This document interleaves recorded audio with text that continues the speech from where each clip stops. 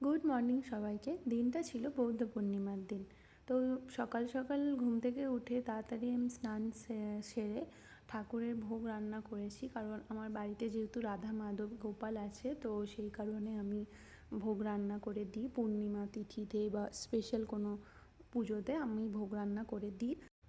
আমি প্রতিটা পূর্ণিমায় যেহেতু মানে ভাত খাই না, তো সেই কারণে আমি একেবারে আমাদের দুপুরের খাবার, আমাদের বলতে আমার হাজব্যান্ড আর আমার দাদা ভাত খেয়েছে, কিন্তু আমার কাকিমা মানে যিনি আমার মাম্মামদের দেখাশোনা করে এবং আমরা দুজনে শুকনো খেয়েছি, মানে লুচি, আলুর দম আর সুজি। তো আমি নিরামিষ রান্নাটা সম্পূর্ণ সেদিনকে নিজেই করেছি।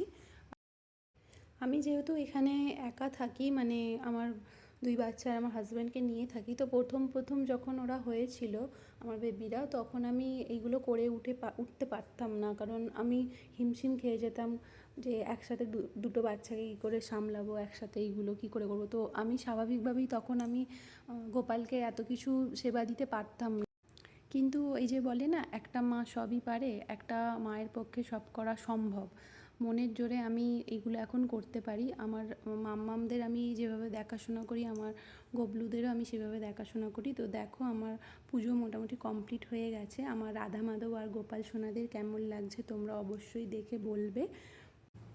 পুজো কমপ্লিট হতে মোটামুটি আমার 12টা বেজে গেছিলো। তো তারপরে আমি আর কাকিমা খাওয়া দাওয়া করে নিয়েছি।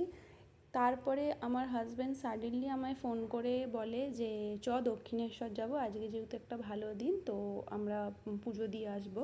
সাডেনলি প্ল্যান হয়েছে। তো আমি, কাকিমার মেয়ে, আমার মাম্মামরা, আমার শাশুড়ি, দিদা, সবাইকে নিয়ে আমরা দক্ষিণেশ্বরে মায়ের দর্শনে গেছিলাম। খুব দেরি হয়ে গেছিলো, কারণ আমরা মানে সাডেনলি প্ল্যান যেহেতু হয়েছে, তো সেই কারণে সব কিছু তোড়জোড় করে নিয়ে যেতে খুবই দেরি হয়ে গেছে।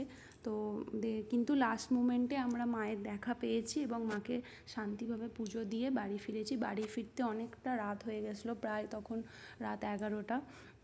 কিন্তু আমরা যে ভালোভাবে পুজোটা দিতে পেরেছি, এটাই মনের অনেক শান্তি। ভিড় তো অনেক ছিল, কিন্তু কথায় আছে না, মা চাইলে সব কিছুই হয়, তাই মা চেয়েছে, আমরা মায়ের দেখা পেয়েছি।